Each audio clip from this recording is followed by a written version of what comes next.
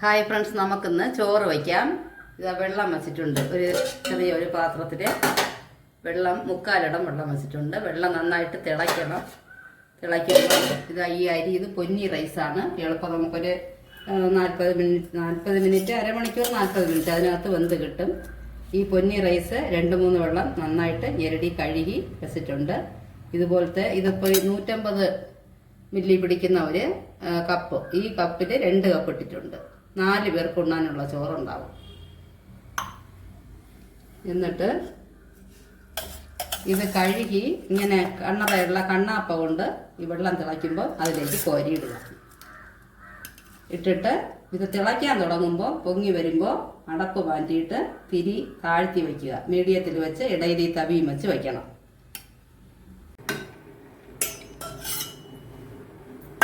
വെള്ളം തിളച്ച് അരി ഇട്ടിട്ടുണ്ട്. അരി ഇട്ടതും ഒന്നിതിനെ നന്നായിട്ട് ഇളക്കുക. ഇളക്കിയിട്ട് ഇങ്ങനെ ഈ തവി വെച്ച് ഇങ്ങനെ വയ്ക്കുക. ഒരു മീഡിയം ഫ്ലെയിമിൽ വയ്ക്കുക, അല്ലെങ്കിൽ പൊങ്ങിക്കളയും. ഇത് തികച്ചും ഈ വീഡിയോ ബിഗിനേഴ്സിന് വേണ്ടിയാണ്. എല്ലാവർക്കും ചോറ് വയ്ക്കാൻ അറിയാം. ഒൺലി ഫോർ ബിഗിനേഴ്സ്, അവർക്ക് വേണ്ടിയാണ് ഇങ്ങനെ ഇത് കാണിക്കുന്നത്. ഇപ്പം നമുക്ക് അരമണിക്കൂറായിട്ടുണ്ട്. ചോറ് വെന്താന്ന് നോക്കാം. നല്ലതായിട്ട് വെന്തിട്ടുണ്ട്. ഇനി നമുക്ക് വടിക്കാം. എപ്പോഴും കട്ടിയുള്ള പാത്രത്തിൽ തന്നെ വയ്ക്കാൻ ശ്രദ്ധിക്കണം. ചോറ് വാർക്കുന്നത് നല്ല കട്ടിയുള്ള പാത്രമായിരിക്കണം.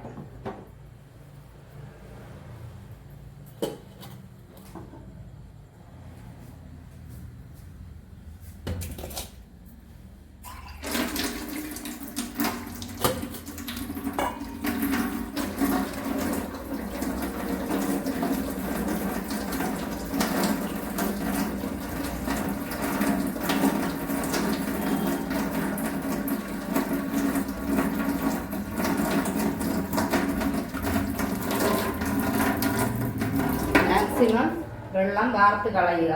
കളഞ്ഞിട്ട് ഇനി ക്ലിപ്പിടാം.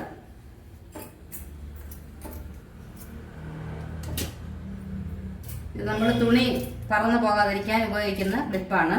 കട്ടിയുള്ള ക്ലിപ്പ് നോക്കി വാങ്ങണം. ഇതൊരു ഉറപ്പിന് വേണ്ടി വയ്ക്കാം. വെച്ചിട്ട് ഒരു കട്ടിയുള്ള പാത്രത്തിൽ ഇതെടുത്ത് സാവധാനം വാർക്കാം. ഇതിൽ വെള്ളമൊക്കെ പോയി കഴിയുമ്പോൾ വെയിറ്റ് കുറയും, പിന്നെ എളുപ്പമാണ്. ഇങ്ങനെ വെച്ചിട്ട് ഒരു ഉറപ്പിന് ഒരു ഗ്ലാസ്സോ എന്തെങ്കിലും ഇങ്ങനെ ഒരു അട വെച്ചാൽ മതി. അങ്ങനെ ഇരുന്നോളും ഫിറ്റായിട്ട്. ഇതൊരു അത്ര വെള്ളവും വാർന്നു പോകണം. ഒരു 10 മിനിറ്റ് കഴിഞ്ഞ് ഇതിനെ എടുത്ത് ഒന്ന് കുലുക്കി വയ്ക്കാം.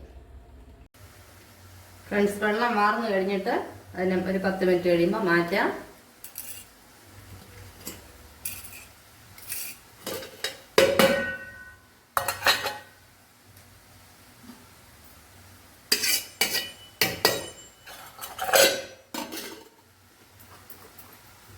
കണ്ടോ, നല്ല പിച്ചിപ്പൂ പോലെ വെളുവിളായിട്ട് നല്ല റൈസ് റെഡി ആയിട്ടുണ്ട്. ഇതുപോലെ നിങ്ങൾ വളരെ ശ്രദ്ധിച്ച് ഇത് ചെയ്ത് നോക്കണം. ഇനിയും ഇതുപോലെ യൂസ്ഫുൾ ആയിട്ടുള്ള, ഇത് ബിഗിനേഴ്സിന് നല്ല പ്രയോജനമുള്ള ഒരു വീഡിയോ എന്ന് ഞാൻ വിശ്വസിക്കുന്നുണ്ട്. ഇതുപോലെ യൂസ്ഫുൾ ആയിട്ടുള്ള വീഡിയോയുമായി ഇനിയും കാണാം. Please share and subscribe.